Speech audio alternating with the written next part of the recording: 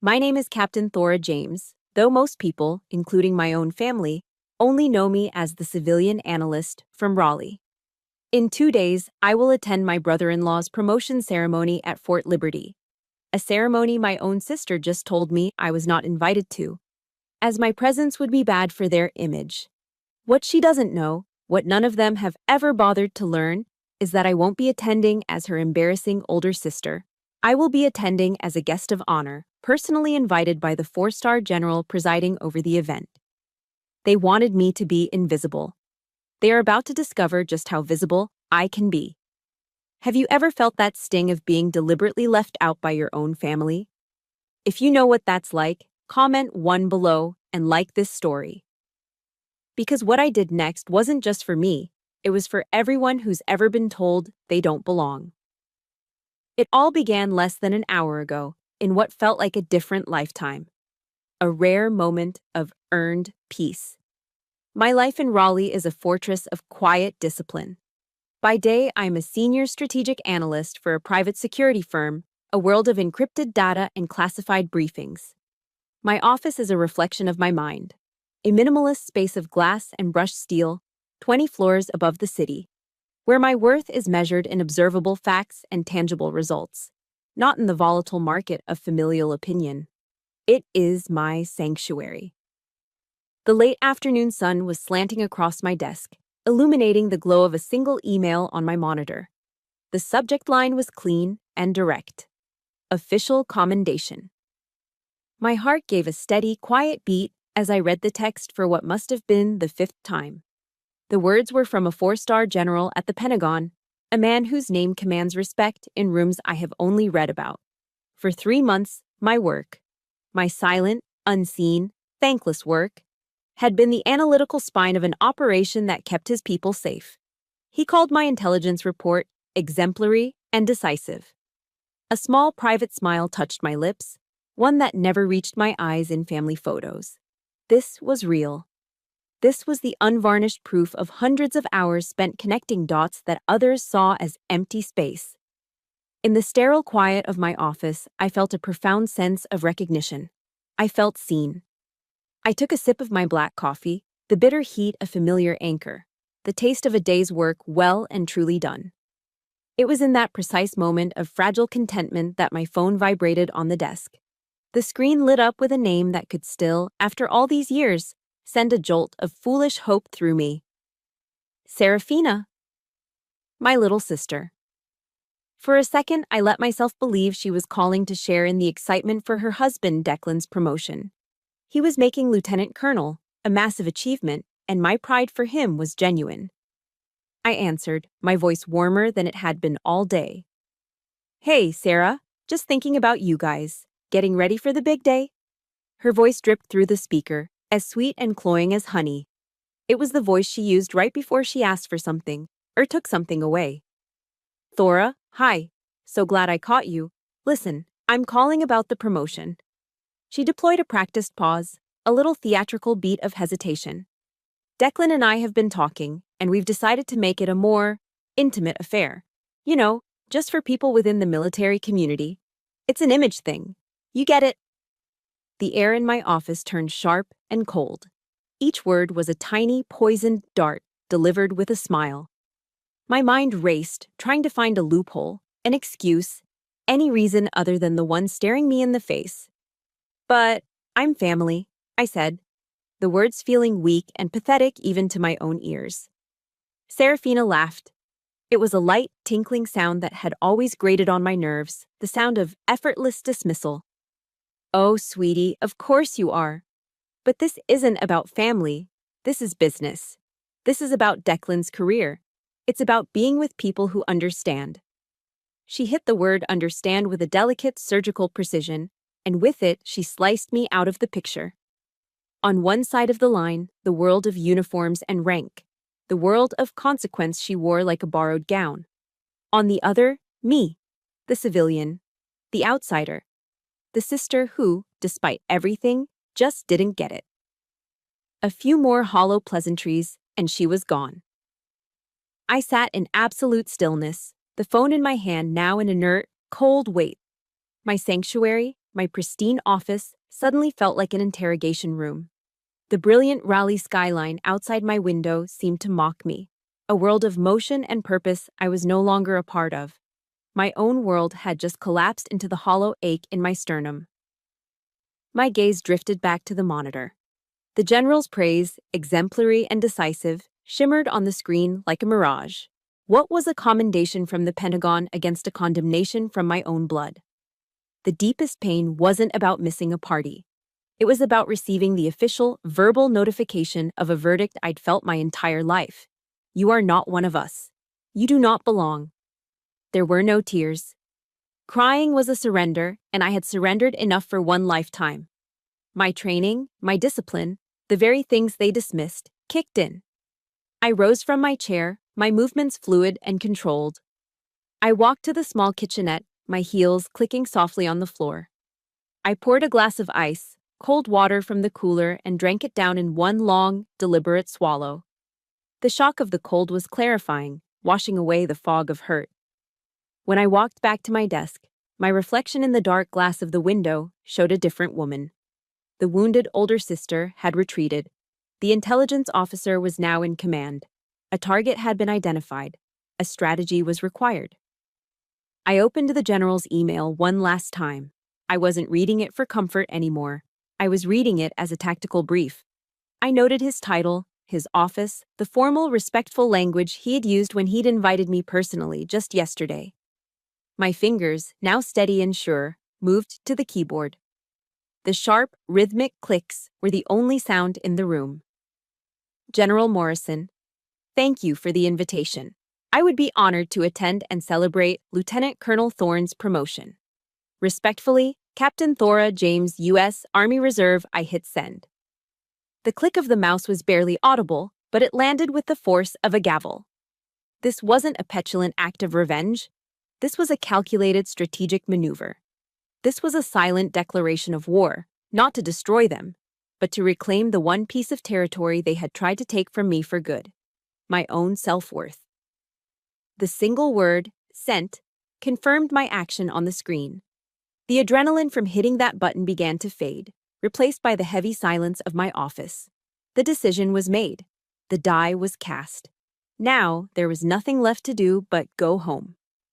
I packed my laptop into my bag and reached for my wallet. As I pulled it from my purse, a small worn photograph with curled edges slipped out, fluttering down onto the dark wood of my desk. I picked it up. It was me and Serafina, maybe 16 and 14. Our arms slung around each other's shoulders, grinning at the camera with the unself-conscious bliss of youth. A relic from a time before the unspoken rules were written, before our roles were cast in stone. The smiling faces in the photograph were a stark contrast to the cold, hollow feeling her voice had left in my chest. Looking at it, the walls I'd so carefully built around my heart began to crumble, and the memories flooded in, not as a gentle stream, but as a tidal wave of injustice. The first wave took me back to my sophomore year at UNC Chapel Hill. I was 20, and the biggest thing in my world was the upcoming spring formal. I'd saved for 2 months, working extra shifts at the campus library to buy a simple, elegant navy blue dress. It wasn't designer, but it was mine.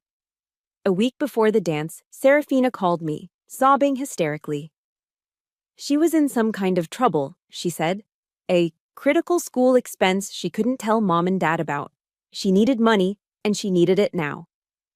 Without a second's hesitation, I told her I'd handle it.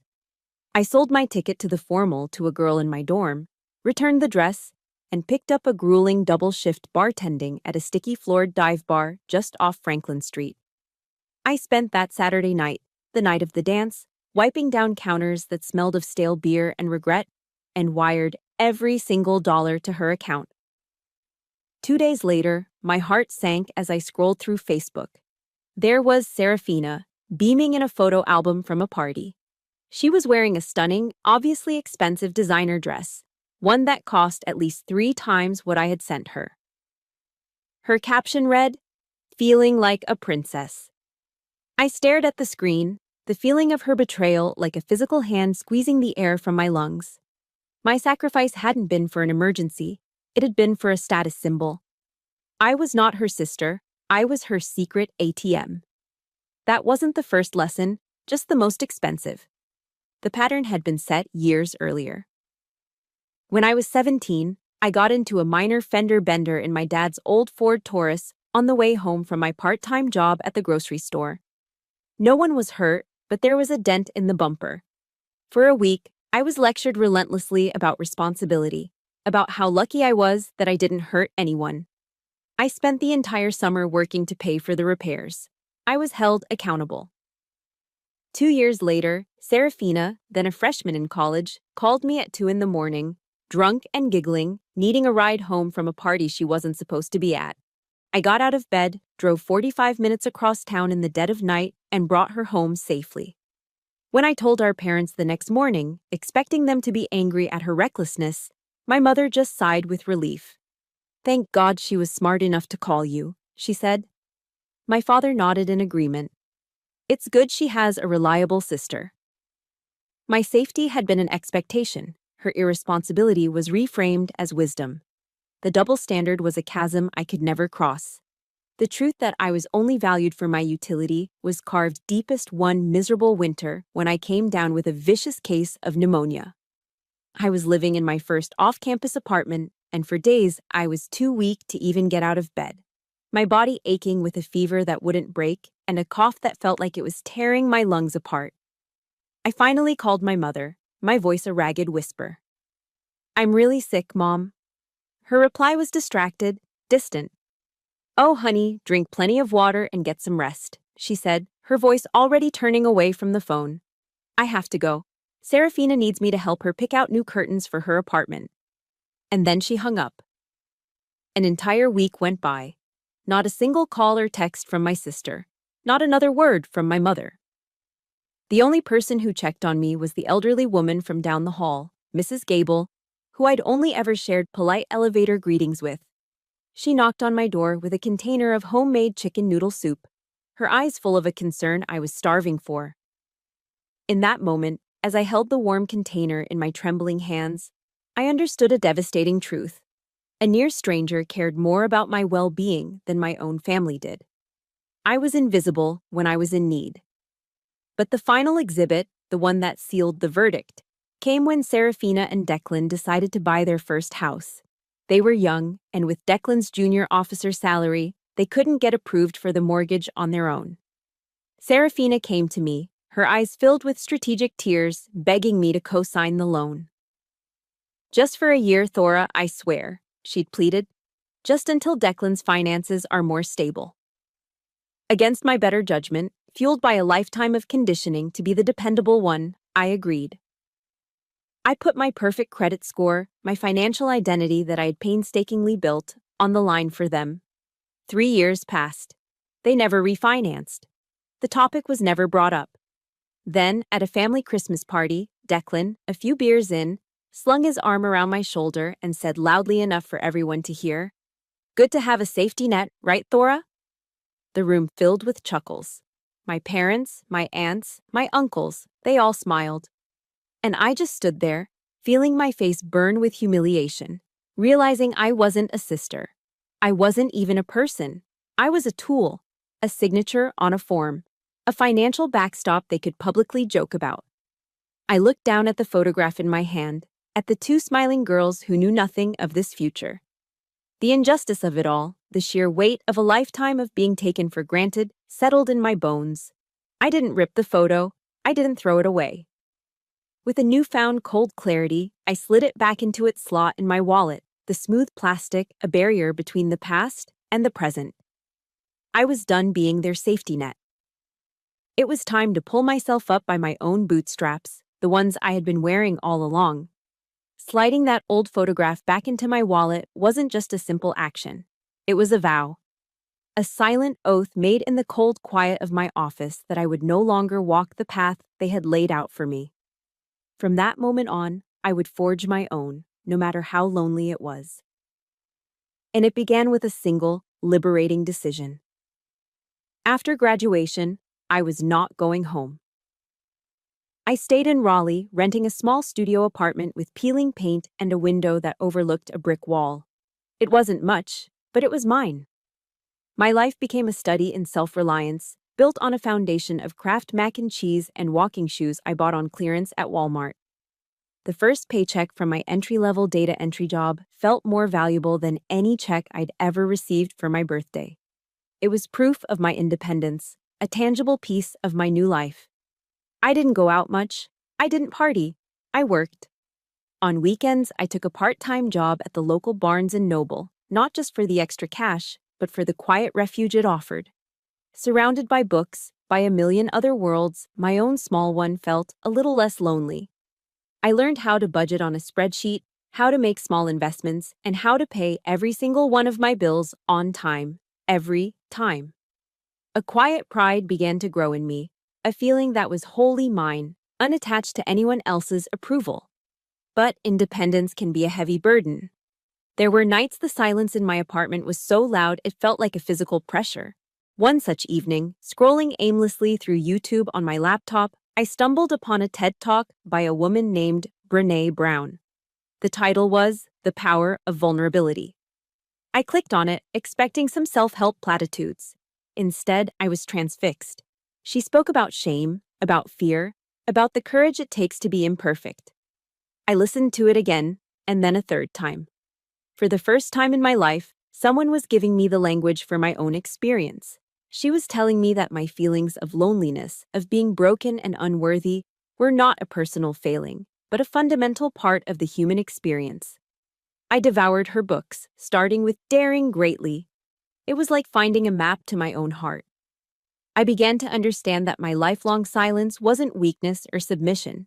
It was a shield, an armor I had built to protect myself from the constant barrage of judgment. And as I read, a question began to form in my mind. A question that was both terrifying and electrifying. What would happen if I dared to be brave?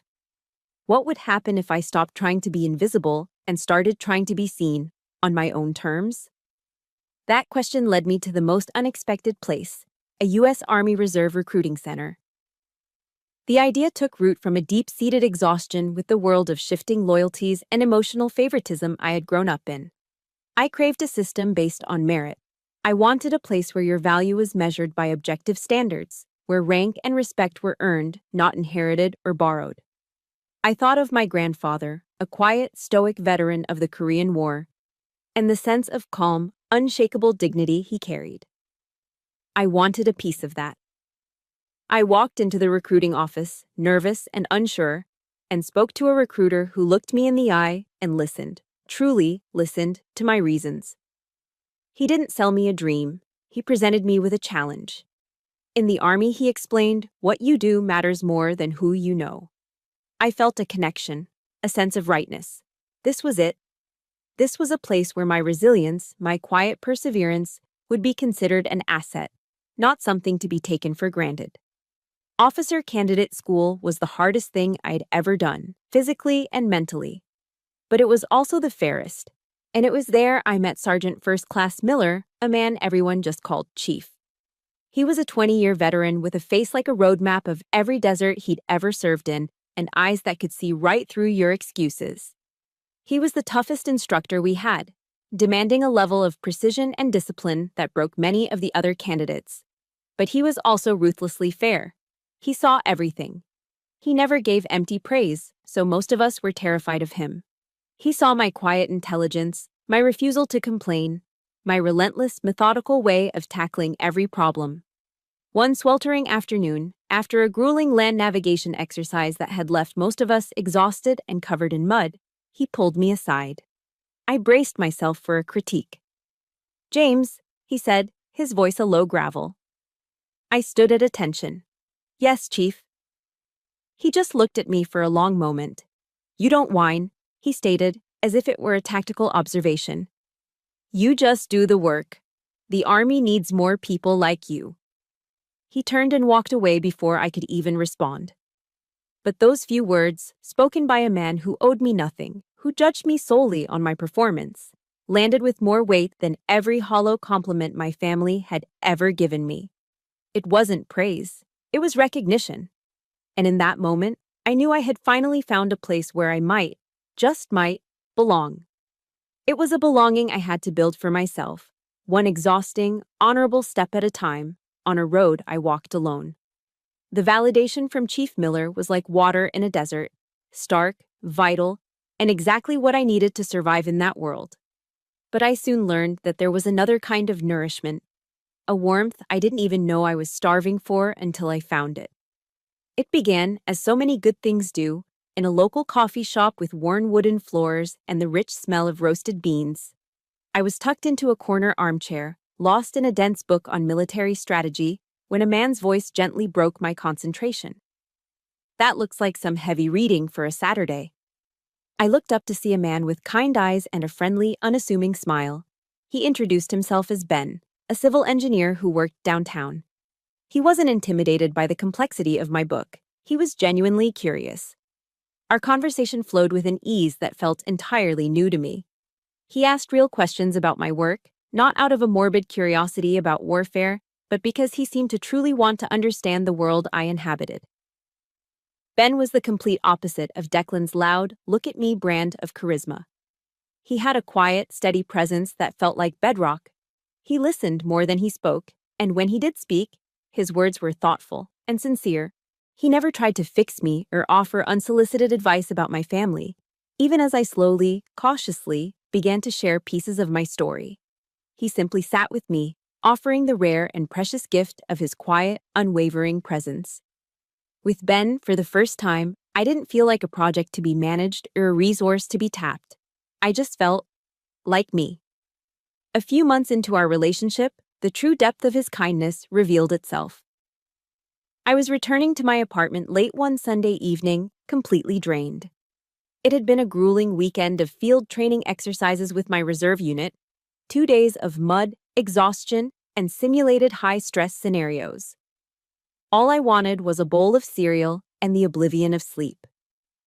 But when I pushed open my apartment door, a scent hit me that stopped me in my tracks. It wasn't the usual scent of stale air and my own solitude. It was the rich, warm aroma of garlic, oregano, and simmering tomato sauce. I stepped inside to find Ben in my kitchen, wearing an apron over his jeans and a dusting of flour on his nose. A pan of lasagna, bubbling under a blanket of melted cheese, was cooling on the stovetop. He turned, his face breaking into that easy smile. "Hey, you," he said softly. "I figured you'd be wiped. Go take a hot shower. Everything's almost ready." I just stood there, speechless. No one had ever done this for me. No one had ever anticipated my needs, ever taken care of me without being asked, without expecting something in return. It was such a simple, domestic act, yet it felt monumental. I walked into my bathroom, turned on the shower, and as the hot water streamed down my face, I began to cry. Not tears of sadness or pain, but tears of overwhelming cathartic relief. It was the breaking of a dam I didn't even know was there. That night, as we sat at my small kitchen table, sharing a meal he had made for me, in my own home, I felt a sense of belonging I had never known. For the first time, I felt truly at home. This new chosen family wasn't just Ben. It extended to the men and women in my unit. They came from all walks of life: teachers, plumbers, IT specialists, nurses. But on those training weekends, we were all soldiers, bound by a shared sense of duty and mutual respect. I remember one training exercise where I made a small but critical error in a navigation drill, costing my team precious time. I braced for the inevitable criticism, but instead another officer, Captain Evans, simply clapped me on the shoulder as we cleaned our gear. "Don't sweat it, James," he said with a knowing look. "That's why we train. So we can make our mistakes here, not out there. You'll get it right next time." That simple act of understanding, of grace, was revolutionary. It fostered an environment where I could learn and grow without the constant fear of judgment. They saw me as Captain James, a fellow officer, a teammate. They didn't care who my sister was or what rank her husband held. They only cared about my competence and my character.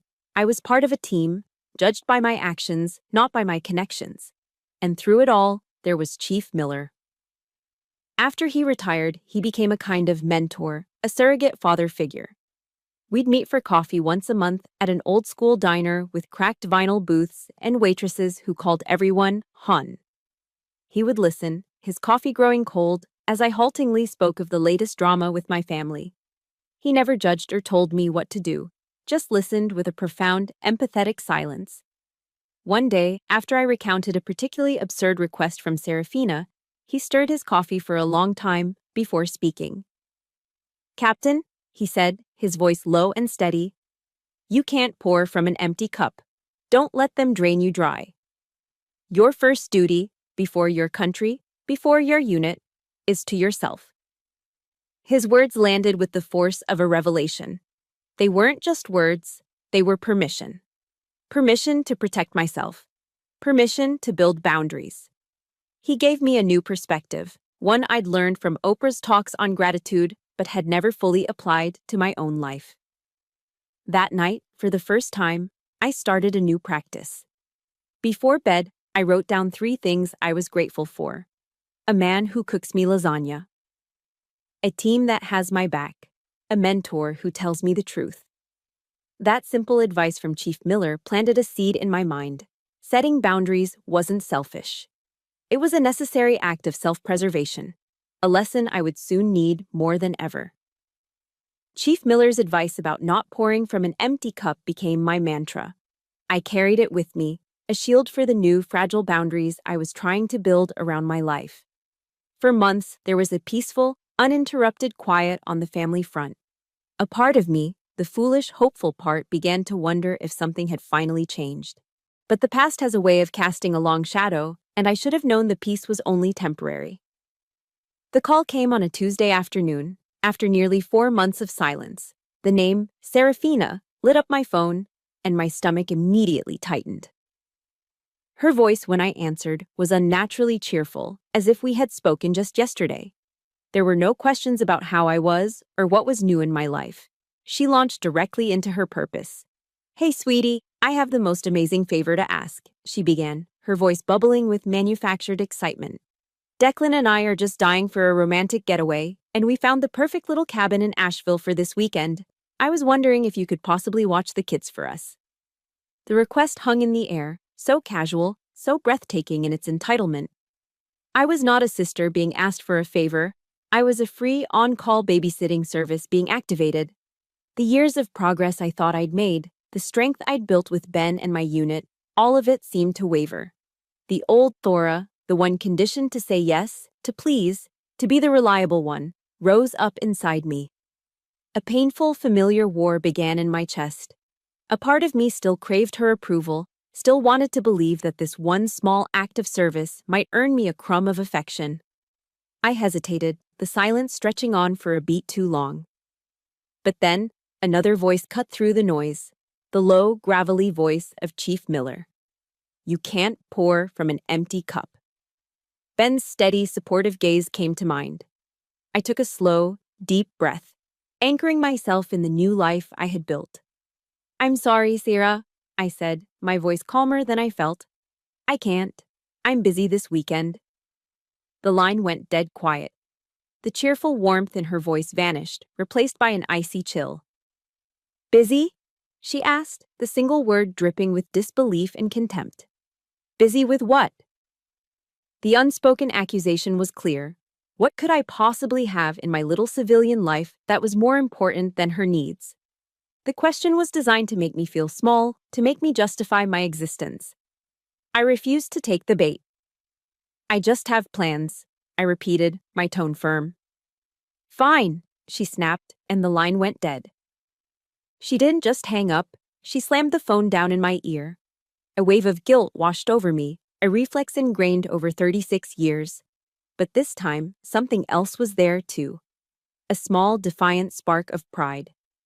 I had held my ground. The victory was short-lived. 2 days later, my mother called, her voice already laced with disappointment. The family's enforcer had been deployed. "Thora, I just spoke to your sister," she began, skipping any greeting. "Why would you treat her like that? She only asked for one small thing.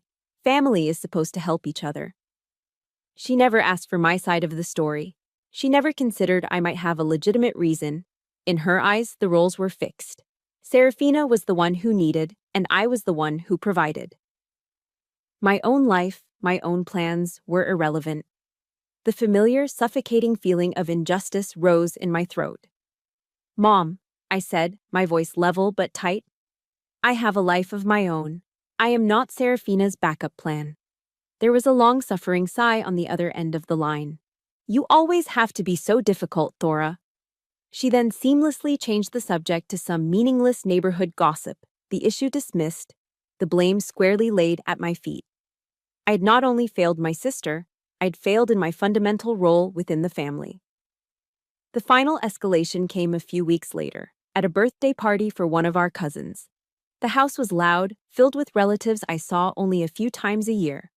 I was trying to make myself as small as possible, nursing a club soda in a corner when Declan swaggered over. He'd had a few beers, and his face was flushed with the smug confidence I despised.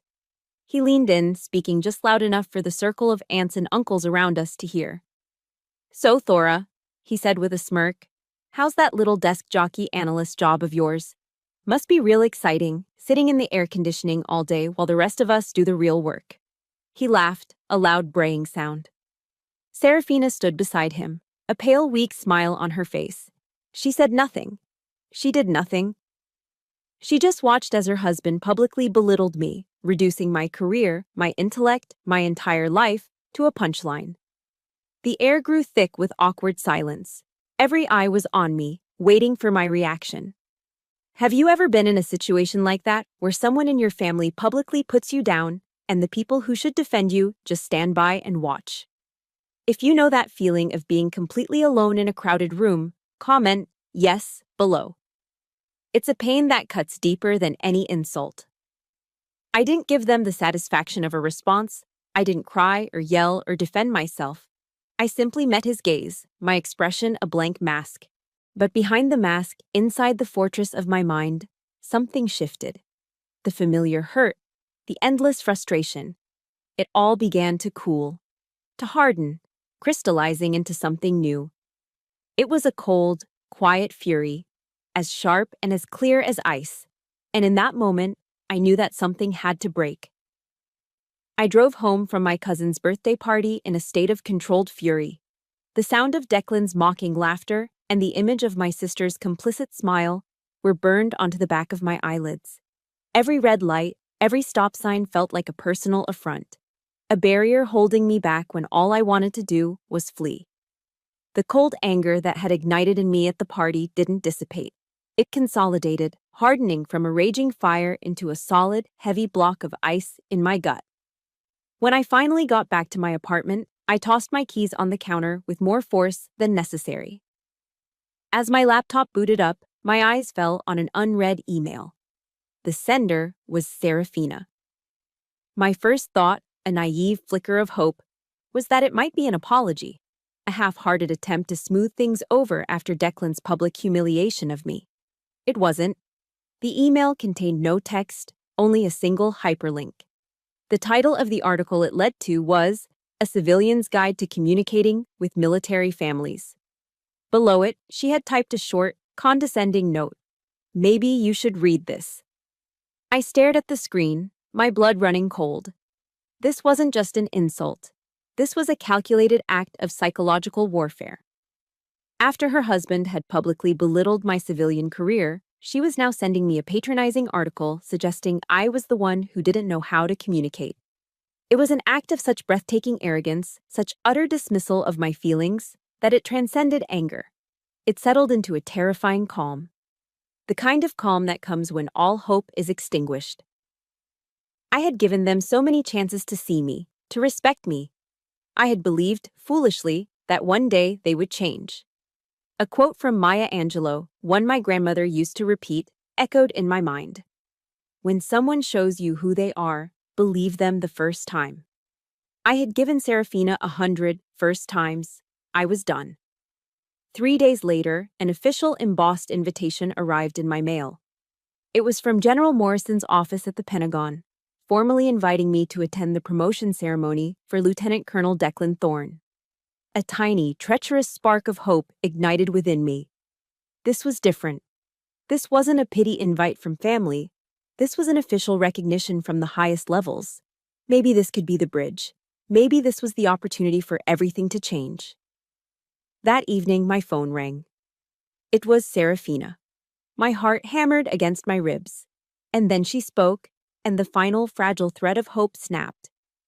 I listened again to the same syrupy sweet voice, the same practiced excuses. But this time, I wasn't hearing it as a fresh wound. I was hearing it as the final piece of a puzzle I had been assembling my entire life. Her words, for the image, people who get it, were no longer a singular, shocking blow. They were the logical, inevitable culmination of a 36-year campaign of erasure. The designer dress bought with my bartending money. The lectures on my irresponsibility versus her smart recklessness. The forgotten sickbed. The co-signed loan. It all clicked into place. This wasn't an oversight. This was a final, definitive statement on my value. And my value in her world was 0. When she hung up, there was no pain. There was no gut-wrenching sorrow. There was only the clean, cold clarity of absolute truth. Every illusion I had ever held about my place in my family had been incinerated. There was no more conflict, no more guilt, no more wrestling with my own desire for their love. There was only the stark, unchangeable fact of who they were. I walked to the window and looked out at the city lights of Raleigh, but I wasn't looking for an escape. I was looking at the future. My future. And I knew what I had to do. I would not scream. I would not cry. I would not give them the satisfaction of a dramatic confrontation. They were expecting me to retreat, to make myself small, to disappear as I had always done. Instead, I would do what an intelligence officer does best. I would gather my assets. I would prepare. Ben came home an hour later to find me sitting in the living room in the dark, the city lights painting patterns on the walls.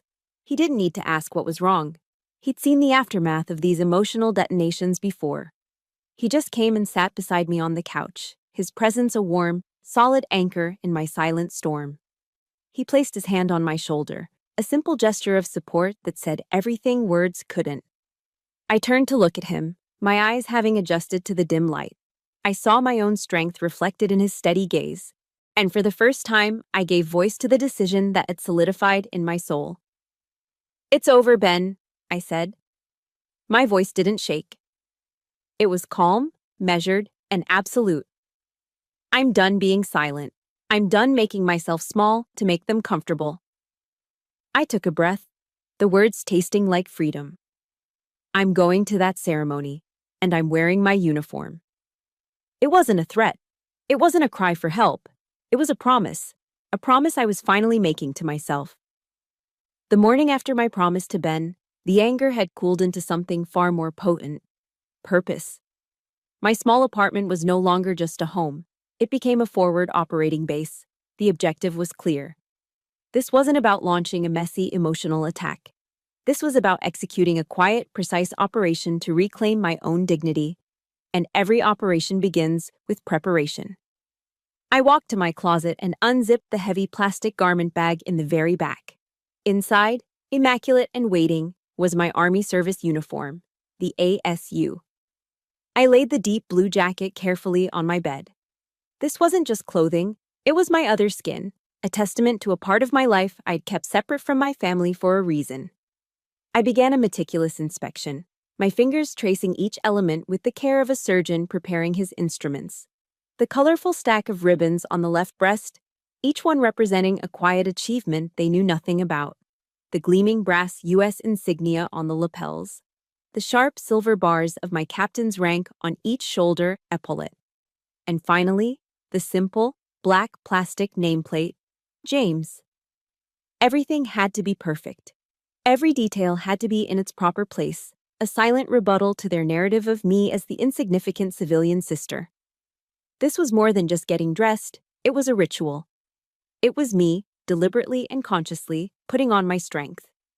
Ben stood at the bedroom door, leaning against the frame. He didn't say a word, just watched me with an expression of quiet pride that warmed me more than any fire. He understood this wasn't about vanity. It was about arming myself for a different kind of battle.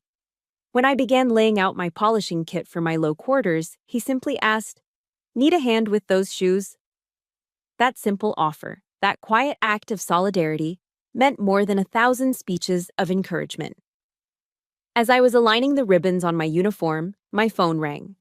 The caller ID showed a 202 area code, Washington, D.C. My heart gave a little jump. I answered, my voice professionally level. "This is Captain James." "Captain James, good morning. This is Sergeant Allen from General Morrison's office." A crisp, professional voice on the other end said, "I'm calling to confirm your attendance at the promotion ceremony for Lieutenant Colonel Thorne this Saturday." "Yes, Sergeant. I'll be there," I confirmed. "Excellent, ma'am," he continued, his tone formal. "The General has specifically requested you be seated in the VIP section, third row. He asked me to inquire if you have any special requirements for your visit. We look forward to hosting you."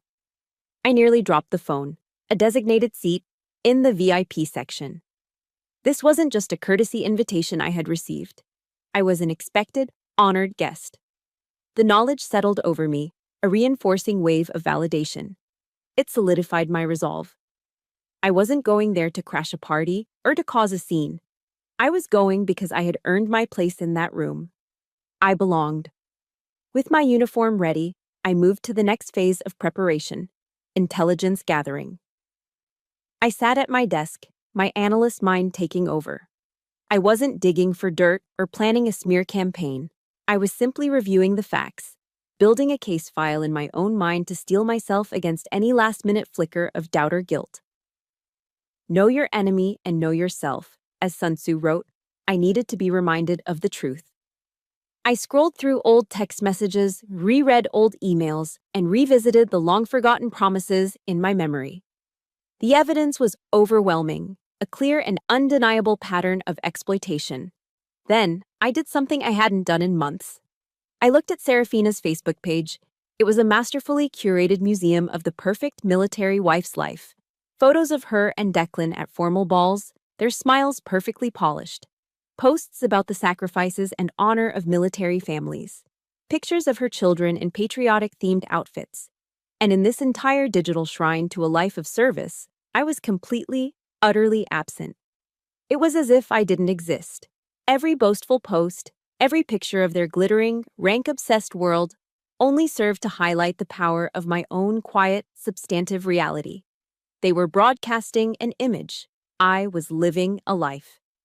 The night before the ceremony, Ben and I sat on my small back porch, the humid North Carolina air thick around us.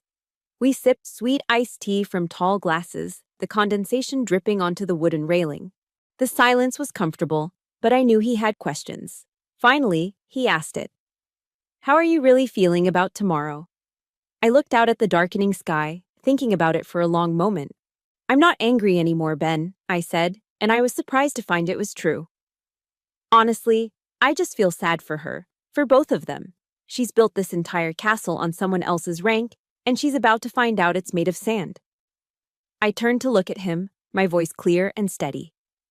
"I'm not going there for revenge. That's what they would do.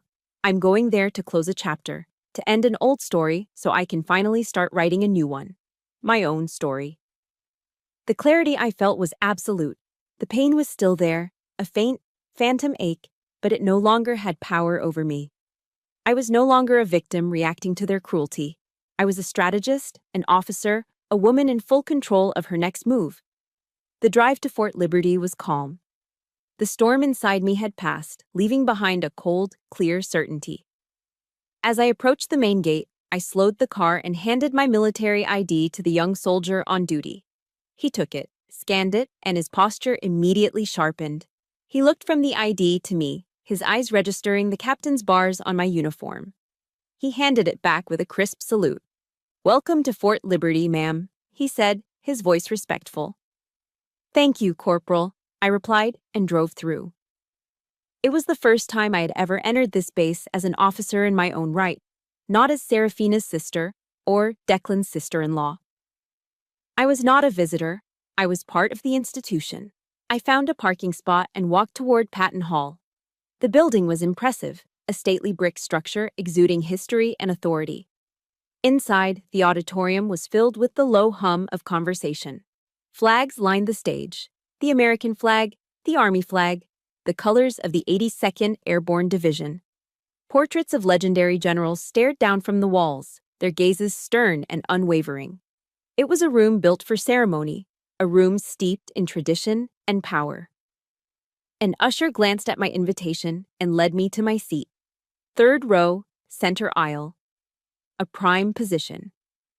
I sat down, my back straight, my hands resting calmly on my lap.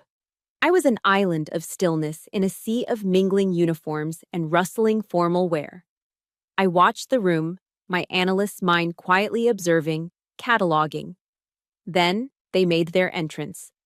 Serafina and Declan swept in hand, a portrait of military power and grace. Declan was immaculate in his freshly pressed ASU, his chest a billboard of ribbons. Serafina glided beside him in a vibrant designer dress that probably cost a month of my salary. They were glowing, soaking in the congratulations, shaking hands, laughing. They were the stars of the show, and they knew it. As they made their way down the aisle, they passed my row. Declan was focused on an older colonel ahead of them, and he didn't even look my way. But Serafina's eyes, for a fleeting second, scanned the crowd. Her gaze swept right over me, through me, as if I were a ghost. There was not a flicker of recognition. In her mind, I was not there. And if I were, I would be just another anonymous junior officer, a nobody, unworthy of her notice. The irony was so thick I could taste it. I had finally become invisible to my sister because I had become the very thing she worshipped, a uniformed officer, just not one that mattered to her. The ceremony began. The presentation of the colors, the national anthem, the invocation by the chaplain. It was all a formal, predictable prelude to the main event. Finally, General Morrison, a man whose presence commanded the absolute attention of the room, stepped to the podium. He spoke warmly of Declan, praising his service, his leadership, his dedication. Declan and Serafina, sitting in the front row, beamed. This was their moment. Then the general paused. He cleared his throat, and a subtle shift occurred in the atmosphere. "Ladies and gentlemen," he said, his voice resonating through the auditorium. "Before we proceed with the pinning, I want to take a moment of personal privilege to acknowledge a special guest in attendance today, an officer whose quiet, tireless work in the intelligence field has had a direct and profound impact on the safety of our soldiers overseas." A hush fell over the room. Every eye was on the general. I could feel my parents sitting a few rows behind me, shifting in their seats, probably craning their necks to see which dignitary had shown up. "Her analysis has been exemplary and decisive," the general continued, his eyes scanning the crowd until they locked with mine. "Please join me in a round of applause for Captain Thora James." He gestured directly at me. Time seemed to slow down, to warp and stretch. 100 faces turned in my direction, and among them, 2 faces I knew better than my own. I watched as Declan and Serafina, their smiles still plastered on their faces, followed the general's gesture. I saw the exact moment they saw me. Serafina's face was a masterpiece of silent, unfolding horror. First came confusion, a slight furrow of her brow. Then, dawning disbelief as her brain tried to reconcile the name the general had just said with the anonymous woman in the third row. And finally, the full, crashing impact of reality. Her jaw went slack. The perfect rosy makeup on her cheeks couldn't hide the sallow, bloodless shock that crept into her skin. Her world, in that single instant, had tilted off its axis. Declan froze. The self-satisfied smirk that had been his permanent expression simply melted away, replaced by a wide-eyed, slack-jawed stupor. The arrogance was gone, replaced by a raw, naked panic, followed by a flash of pure, impotent rage. On cue, as practiced in 1,000 drills, I rose to my feet. I stood tall, my posture perfect, my expression calm and professional. I gave the general a short, respectful nod of acknowledgement as polite applause filled the hall. After a moment, I sat back down. The rest of the ceremony was a blur. The pinning, the oath, the applause for the newly promoted lieutenant colonel. When it was over, people began to file out, As Declan passed my row, our eyes met. He looked shattered. I stood up, blocking his path for a moment.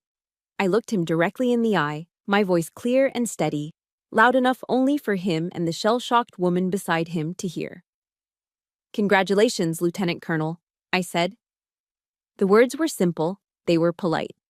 But they landed with the force of a final, devastating blow, shattering the glass castle they had so carefully constructed around themselves. And I simply walked away, leaving them standing in the ruins. The reception was held in a grand ballroom at the officers' club, a world of polished wood and muted brass. The air, which should have been celebratory, felt thick with a tension so palpable it was hard to breathe. I was an island, standing near the back with a glass of club soda, observing the aftermath. I saw my parents in a worried huddle with Declan, whose face was grim. And then I saw Serafina, her face a mask of frantic composure, making her way toward me. She grabbed my arm, her fingers digging into my bicep, and pulled me into an empty hallway. You didn't tell me," she stammered. Her voice trembled, not with remorse, but with the indignation of a host whose party had been ruined. I looked directly into her panicked eyes, my own expression calm. The chaos inside me had finally settled, leaving a strange, quiet detachment. "You never asked," I replied, my voice even and low.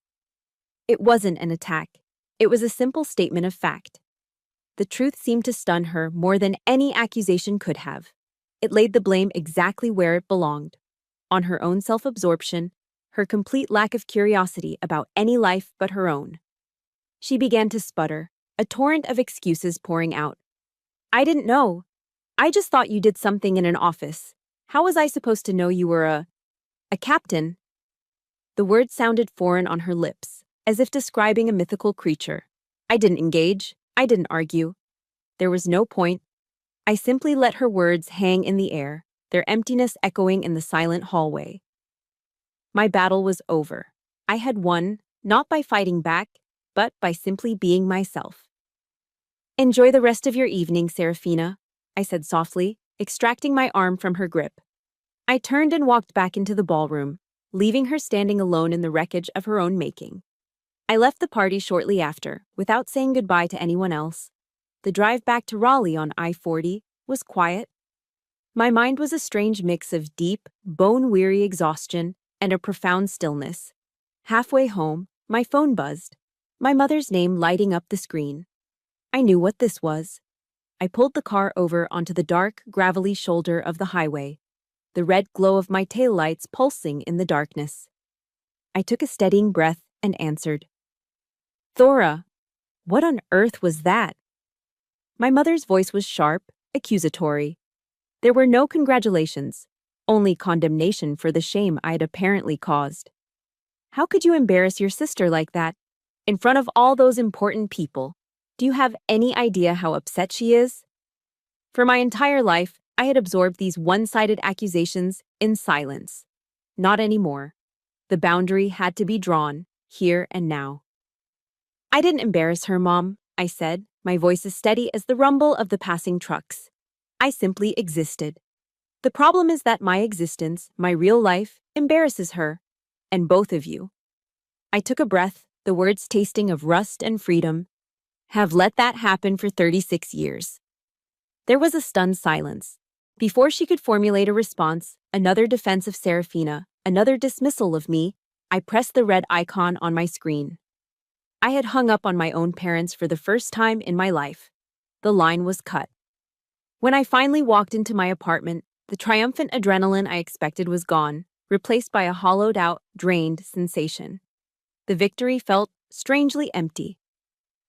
I walked into my kitchen, pulled out a pen and a yellow legal pad, and sat down at the table. I began to write a letter to Serafina, a letter I knew she would never see. I wrote everything. I poured out all the years of pain, the accumulated betrayals, the 1,000 tiny cuts that had bled me dry. I wrote about the prom dress and the sour smell of the bar I'd worked at that night. I wrote about the 2 a.m. phone call and the terror I'd felt driving on a dark road, a fear no one had ever acknowledged. I wrote about the co-signed loan and the casual cruelty of Declan's joke. I wrote about being ignored when I was sick, being used as a convenience, being treated as an afterthought. Page after page, I emptied the poison from my system, giving voice to the silent screams I had swallowed for decades. When I was done, my hand ached. I read the letter once, a final acknowledgement of a grief I had never allowed myself to feel. Then, I carried the pages to my stainless steel kitchen sink, took out a lighter, and set the corner of the first page on fire. I watched as the flames consumed the paper, turning the words of my anguish into black, curling ash. As the last ember died out, a thin wisp of smoke rose to the ceiling. I felt a weight lift from my shoulders, a burden I hadn't even realized was so heavy. A few days later, a long text message from Serafina arrived. It was a rambling performance of an apology, full of justifications and explanations for her behavior, all centered on how she felt. I read the words, but they felt like they were written in a foreign language. They couldn't touch the scarred-over places in my heart. An apology couldn't unsay the words, undo the actions, or erase the years of neglect. I thought about the Serenity Prayer, a piece of wisdom I'd held onto for years. God, grant me the serenity to accept the things I cannot change, the courage to change the things I can, and the wisdom to know the difference. I could not change my sister. I could not change my parents. I could not change the past, but I could change what I did next. I typed out a short, simple reply. I received your message. I need some time. Forgiveness, I was beginning to understand, wasn't about pretending the past didn't happen. It wasn't about wiping the slate clean and going back to the way things were. For me, it was about accepting the truth of who they were and loving them from a safe distance.